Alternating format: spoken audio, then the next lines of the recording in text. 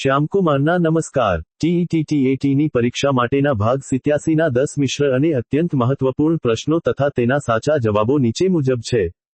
પ્રશ્ન 1. શિક્ષણનો અધિકાર અધિનિયમ આરટીઈ એક્ટ 2009 ની કલમ 12(1) હેઠળ ખાનગી વગર અનુદાનિત શાળાઓમાં નબળા અને વંચિત જૂથના બાળકો માટે કેટલા ટકા બેઠકો અનામત રાખવાની જોગવાઈ છે? જવાબ: 25%. 25%. પ્રશ્ન 2. માઇક્રો ટીચિંગ દરમિયાન જ્યારે શિક્ષક વિદ્યાર્થીને જવાબ સુધારવા કે વધુ સ્પષ્ટતા કરવા માટે સંકેતો આપીને પ્રોત્સાહિત કરે છે, ત્યારે કયા કૌશલ્યનો ઉપયોગ થાય છે? જવાબ: સુગમ કે ખોદક પ્રશ્ન કૌશલ્ય પ્રોબિંગ ક્વેશ્ચનિંગ સ્કિલ પ્રોમ્પ્ટિંગ. પ્રશ્ન 3.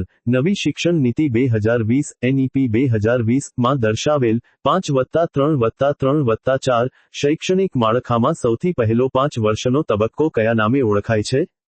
જવાબ: ફાઉન્ડેશનલ સ્ટેજ. ફાઉન્ડેશનલ સ્ટેજ 3 વર્ષ આંગણવાડી, બાલવાટિકા વત્તા ધોરણ 1 અને 2. પ્રશ્ન 4.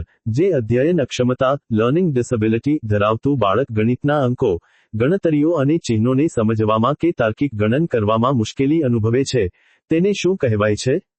જવાબ: ડિસ્કેલ્કુલિયા. ડિસ્કેલ્ક્યુલિયા ગણન અક્ષમતા. પ્રશ્ન 5. જ્યારે બાળક પોતાના નકારાત્મક આવેગો કે અસંતોષને સમાજમાં માન્ય અને ઉત્કૃષ્ટ કાર્યોમાં વાળી દે છે, જેમ કે ગુસ્સાવાળી વ્યક્તિ ઉત્સુક રમતવીર કે ચિત્રકાર બને, ત્યારે કઈ બચાવ પ્રયુક્તિ પ્રયોજાય છે? જવાબ: ઉદાત્તીકરણ. સબ્લિમેશન.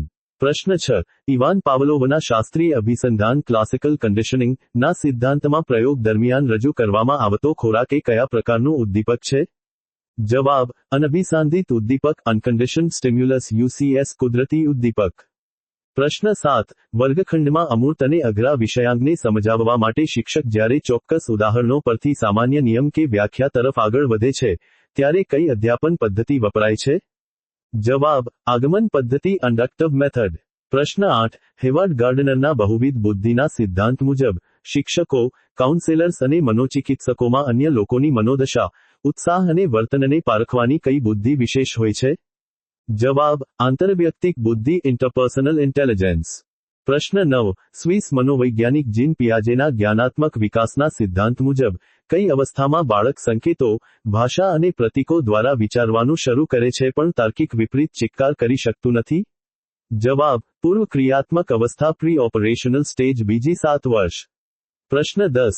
વર્ગખંડની દૈનિક અને શૈક્ષણિક સમસ્યાઓનો ત્વરિત અને વૈજ્ઞાનિક ઢબે ઉકેલ લાવવા માટે શિક્ષક દ્વારા કયા પ્રકારનું સંશોધન હાથ ધરવામાં આવે છે? જવાબ: ક્રિયાત્મક સંશોધન. Action research.